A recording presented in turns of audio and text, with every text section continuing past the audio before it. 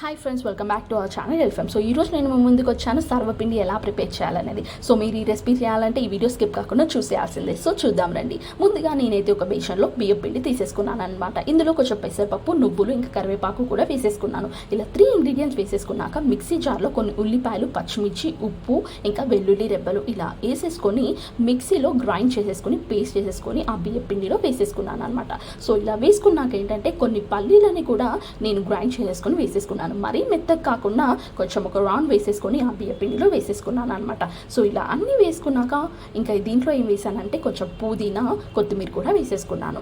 So చూస్తున్నారు కదా, ఇలా అన్నీ వేసేసుకున్నాక మంచి కలిపేసుకోవాలన్నమాట. ఇంకా ఇదేంటంటే కొన్ని వాటర్ పోస్తూ మనము చపాతి పిండి ఎలా కలుపుకుంటామో ఆ విధంగా కలుపుకోవాలన్నమాట. మరీ లూజ్ కాకుండా మరీ టైట్ కాకుండా మంచిగా మనం చపాతి పిండి ఏ విధంగా కలుపుతామో అదే విధంగా కలుపుకోవాలన్నమాట. సో నిదానంగా వాటర్ పోస్తూ మంచిగా కలిపేసుకోవాలి. సో చూస్తున్నారు కదా, ఈ విధంగా కలిపేసుకున్నాక నేను ఇక్కడ తీసుకుంటుంది ఏంటంటే దోశల పేనం. సో ఏదైనా మందపు లాంటి దోశల పేనం అయినా లేకపోతే కడాయి అయినా లేకపోతే ఏదైనా తీసేసుకోవచ్చు. అది తీసేసుకొని ఆయిల్ వేసేసుకొని మంచిగా అప్లై చేసేసుకొని ఆ పిండి ముద్దను తీసేసుకొని నేను ఈ వీడియోలో చూపెడుతున్న విధంగా మీరు చేసుకోవాలన్నమాట. సో ఈవెన్గా ఆ పేనంకి అప్లై చేసుకోవాలి. చూస్తున్నారు కదా, మనం చేతి వేళ్ళతోని మంచిగా ఈవెన్గా ఆ యొక్క పేనంకి నేను అప్లై చేసుకుంటున్నాను. చూస్తున్నారు కదా, మీరు కూడా ఈ విధంగానే ట్రై చేయండి. ఇంకా మంచిగా ఈవెన్గా అప్లై చేసేసుకున్నాక ఇంకా నేనేంటంటే ఒక హోల్స్ అనేది ఒక 4-5 హోల్స్ అనేది మనము వేళ్ళతోని ఇలా రౌండ్గా అనాలన్నమాట. సో ఇలా చేస్తే ఏంటంటే మనకి సర్వపిండి అనేది మంచిగా కాలుతుంది అనమాట. చాలా టేస్టీగా కూడా ఉంటుంది. సో ఇలా చేసేసుకున్నాక ఏంటంటే ఆ హోల్స్ వేసేసుకున్నాక పైన ఆయిల్ వేసేసుకోవాలన్నమాట. సో చూస్తున్నారు కదా ఎంత చక్కగా వచ్చిందో. సో మీరు కూడా ఇలానే ట్రై చేయండి.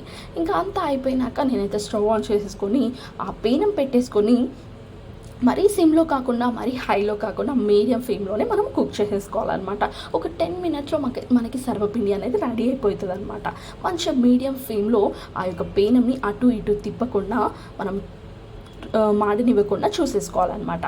చూస్తున్నారు కదా, ఆటోమేటిక్గా ఆ సర్వపిండి అనేది వస్తుందన్నమాట. మనం 2 వైపులా కాల్చుకోవాల్సిన అవసరం లేదనమాట. ఒకవైపు కాల్చుకుంటే చాలు. అంతే అండి, టేస్టీ సర్వపిండి రెడీ అయిపోయినట్టే మన తెలంగాణ స్టైల్లో. సో చూస్తున్నారు కదా, మీరు కూడా ఇంట్లో తప్పకుండా ట్రై చేయండి. చాలా టేస్టీగా కూడా ఉంటుంది. ఇలాంటి పీనంలోనైనా చేయొచ్చు. ఇంకా ఇది వచ్చేసి సర్వపిండి ముక్కుడు అనమాట. మనకి బయట మార్కెట్లో అవైలబుల్ ఉంటుంది.